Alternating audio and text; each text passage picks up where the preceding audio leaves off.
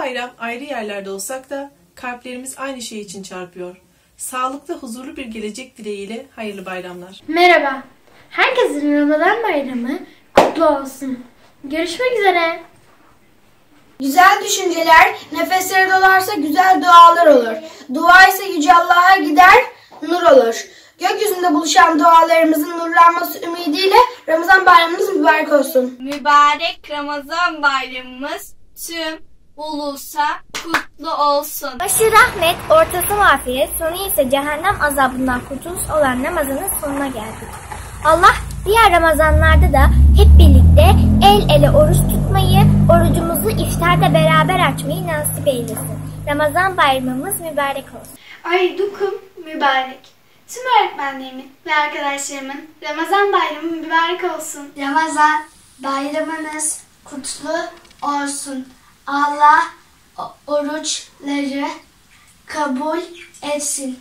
Herkesin bayramı kutlu olsun. Herkesin Ramazan bayramı kutlu olsun. Ramazan bayramınız kutlu olsun. Rabbim nice bayramlara hep birlikte kavuşmayı nasip eylesin. Ramazan bayramınız mübarek olsun. Tüm İslam aleminin Ramazan bayramı mübarek olsun. Selam ve dua et. Bu sene Ramazan ayı ve Ramazan bayramımız korona yüzünden eskisi gibi güzel geçmedi.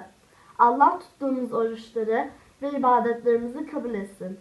İnşallah seneye daha huzurlu ve mutlu Ramazanlar dileğiyle Ramazan bayramımız mübarek olsun. Tüm İslam aleminin, değerli öğretmenlerimin ve arkadaşlarımın Ramazan bayramını kutlar, hayırlara vesile olmasını dilerim. Arkadaşlarımın, tüm öğretmenlerimin Ramazan bayramı mübarek olsun. Şükür bizi Ramazan'a kavuşturana, şükür bizi Ramazan bayramına ulaştırana, bütün Müslüman kardeşlerimin Ramazan bayramı mübarek olsun. Ramazanda oruç ibadeti yapılır ve açın halinden anlanılır.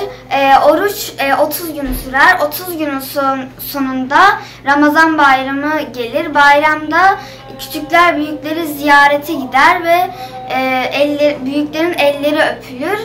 Herkese iyi bayramlar. Ramazan bayramınız kutlu olsun.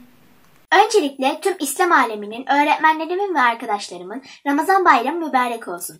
Bu zor günleri sağ salim atlatıp en kısa zamanda görüşmek ümidiyle. Mübarek Ramazan bayramımız tüm ulusumuza kutlu olsun. Allah tüm insanlara nice mutlu, huzurlu, bereketli bayramlar nasip etsin. İyi bayramlar. Allah'ın selamı herkesin üzerine olsun. Ramazan ayı boyunca oruçlarımızı tuttuk, namazlarımızı kıldık, ibadetlerimizi yaptık. Allah kabul etsin. Tüm İslam aleminin Ramazan bayramı mübarek olsun. Sevgi, saygı, barış ve mutluluk. İşte bu dört duygunun da içinde olduğu neşeli, mutlu ve umutlu bir bayram dileğiyle Ramazan bayramınız kutlu olsun. Belki bu bayram birbirimizden uzağız ama gönüllerimiz her daim birlikte olacak.